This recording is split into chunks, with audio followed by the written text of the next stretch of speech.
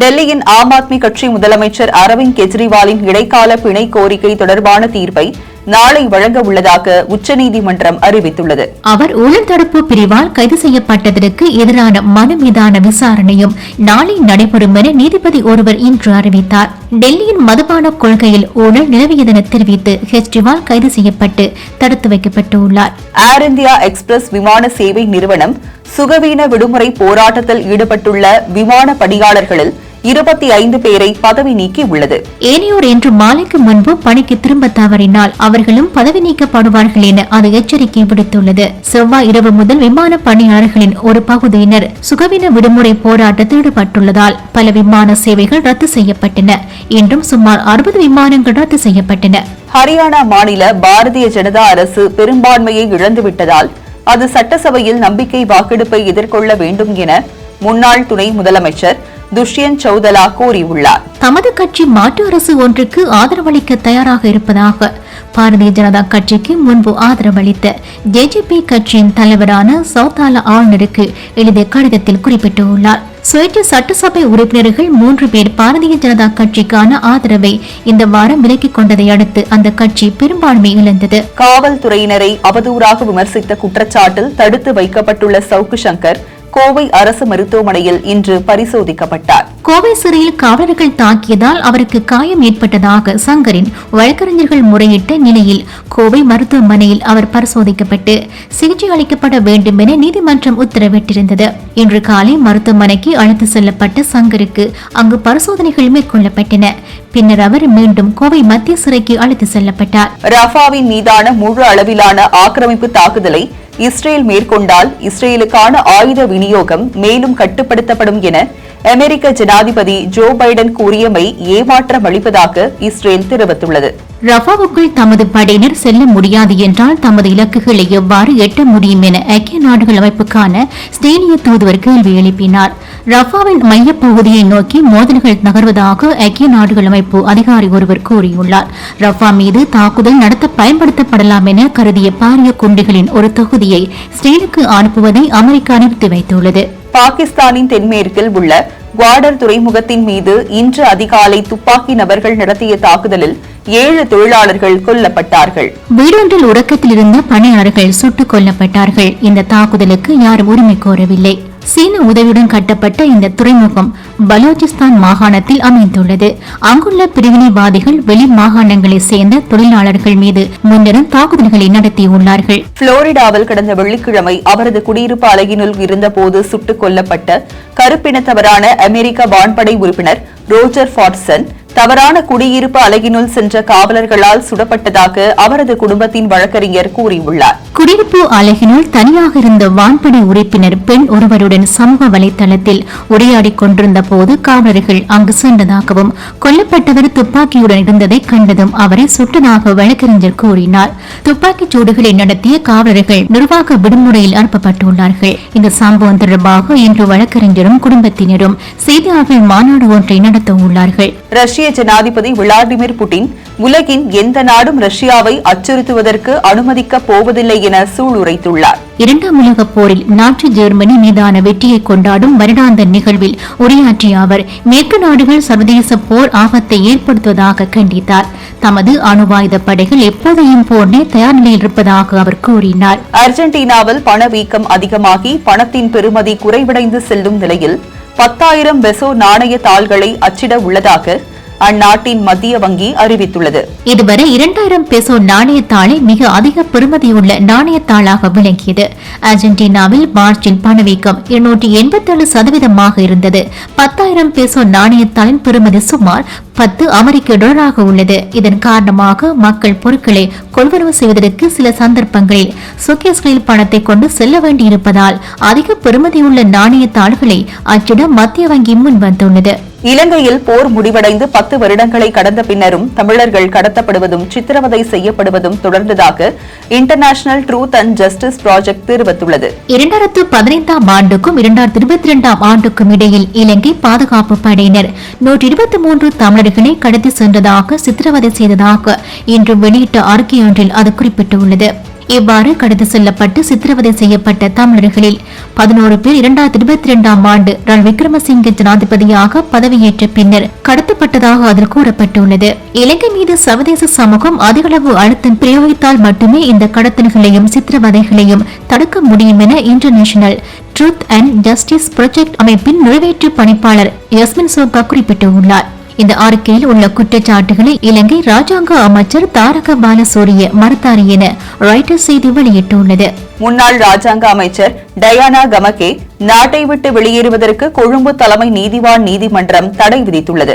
அவர் நாடாளுமன்ற உறுப்பினர் பதவியிலிருந்து நீக்கப்பட வேண்டும் என்ற மனுவை சமர்ப்பித்த சமூக செயற்பாட்டாளர் ஒசல ஹேரத் தரப்பின் வழக்கறிஞர்கள் விடுத்த கோரிக்கையை ஏற்ற நீதிவான் பயண தடையை விதித்துள்ளார். டயானா கமகே நாடாளுமன்ற உறுப்பினராக பதவி வைக்க முடியாது என உச்சநீதிமன்றம் நேற்று தீர்ப்பளித்தமையால் அவர் நாடாளுமன்ற உறுப்பினர் பதவியையும் ராஜாங்க அமைச்சர் பதவியையும் இழந்தார். இந்த தீர்ப்பில் டயானா கமகேக்கு ஆதரவாக மேல்முறையீட்டு நீதிமன்றம் வழங்கிய தீர்ப்பை உச்சநீதிமன்றம் கடுமையாக கண்டித்தமை குறிப்பிடத்தக்கது. இலங்கை ஜனாதிபதி ரணில் விக்ரமசிங்கே நாட்டின் பொருளாதாரத்தை பழைய நிலைக்கு கொண்டுவரும் தமது பணி நிறைவை நெருங்குவதாக தெரிவித்துள்ளார். சங்கரிலா விடுதியில் நடைபெற்ற இலங்கை காலநிலை உச்சி மாநாட்டில் உரையாற்றிய அவர் பொருளாதாரம் உறுதியான நிலையை அடைவதால் அடுத்த கட்டத்தில் கவனம் செலுத்த வேண்டும் என கூறினார். தற்போதைய படிவில் பொருளாதாரம் தொடர முடியாது எனவும் ஏற்றுமதியில் கவனம் செலுத்துவதும் அதிக போட்டியை கொண்டதுமாக பொருளாதாரத்தை மாற்ற நடவடிக்கை எடுத்துள்ளதாக தெரிவித்தார். இலங்கை அரசு 4 கட்டங்களாக வாகன இறக்குமதியை மீண்டும் ஆரம்பிப்பதில் கவனம் செலுத்துவதாக நிதி ராஜாங்க அமைச்சர் ரஞ்சித் சாம்பல பிட்டிய தெரிவித்துள்ளார். வாகன இறக்குமதியாளர்களுடன் நடத்திய பேச்சுக்களின் பின்னர் இந்த முடிவுக்கு வந்துள்ளதாக அவர் கூறினார்.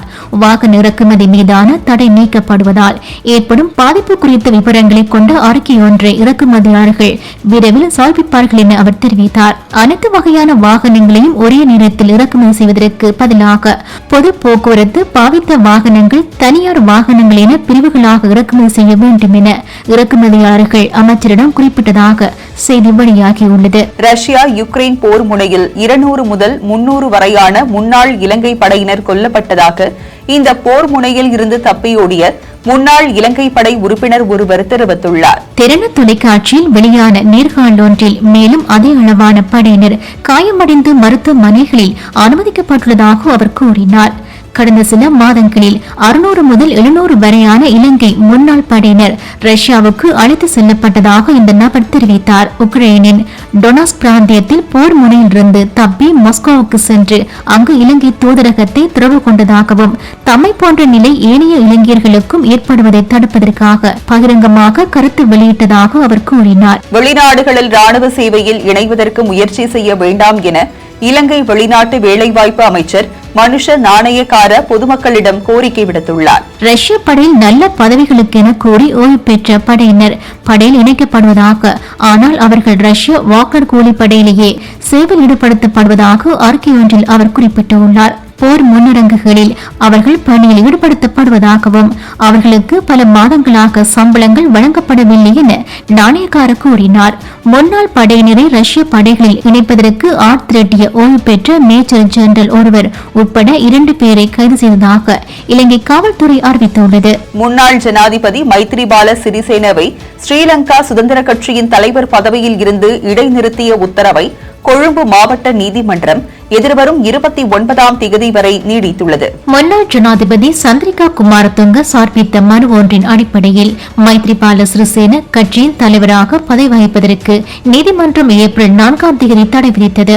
இன்று இதுகுறித்த வழக்கு மீள விசாரணைக்கு எடுத்துக் கொள்ளப்பட்ட போது தடை நீடிக்கப்பட்டது. ஈரானிய புரட்சி காவல் படையை பயங்கரவாத அமைப்பாக பிரகடனம் செய்வதற்கு ஆதரவான பிரேரணை ஒன்று கெனடிய நாடாளுமன்றத்தில் நேற்று ஒருமனதாக நிறைவேற்றப்பட்டது. புரட்சி காவல் படையை பயங்கரவாத அமைப்பாக அறிவிக்குமாறு அரசிடம் கோரும் நாடாளுமன்றத்தில் நீதித்துறை குழுவின் அறிக்கை 327 சைபர் என்ற வாக்குகளின் அடிப்படையில் நிறைவேற்றப்பட்டது.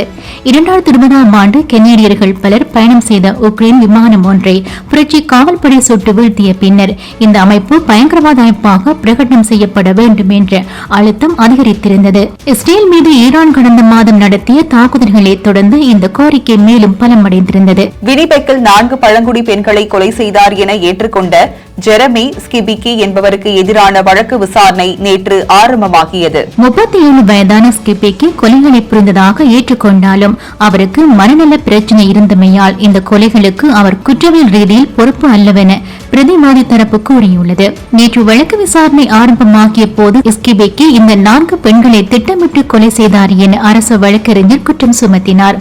ஸ்கிபிக்கி காவல்துறையினரிடம் கொலைகளை ஏற்றுக்கொண்ட வாக்குமூலம் ஒலிபரப்பப்பட்டது. பிரிட்டிஷ் கொலம்பியா முதல்வர் டேவிட் எபி அரச வலையமைப்புகளை இலக்கு வைத்து நடத்தப்பட்ட இணைய தாக்குதல்களை அடையாளம் கண்டுள்ளதாக தெரிவித்துள்ளார். இணைய பாதுகாப்புக்கான கெனேடிய நிலையம் உட்பட்ட அமைப்புகளுடன் இணைந்து பணியாற்றுவதாக ரகசியமான தகவல்கள் திருடப்பட்டதாக இதுவரை கண்டுபிடிக்கப்படவில்லை என அவர் கூறினார்.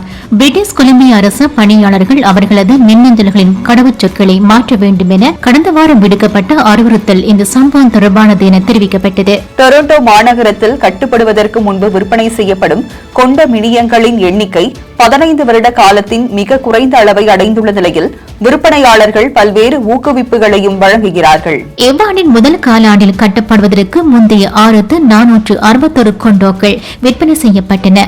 2009ஆம் ஆண்டு உலக நிதி நெருக்கடியின் போது இத்தகைய கொண்டோக்கள் 884 மட்டுமே விற்பனை செய்யப்பட்ட காலத்தின் பின்னரான மிக குறைந்த அளவாக இது அமைந்தது.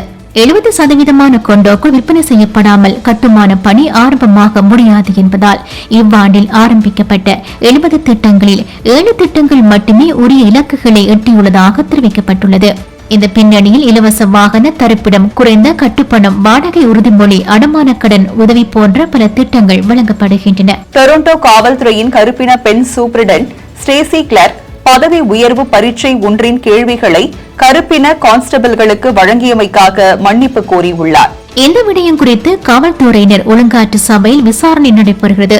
தாம் இவ்வாறு செய்ததாக கிளார்க் ஏற்றுக்கொண்டுள்ளார். ஆனால் கருப்பின காவல்துறை அதிகாரிகளின் பதவி உயர்வு விடயத்தில் நிலவிய பாகுபாடு காரணமாகவே இவ்வாறு செய்ததாக கிளார்க் தெரிவித்தார்.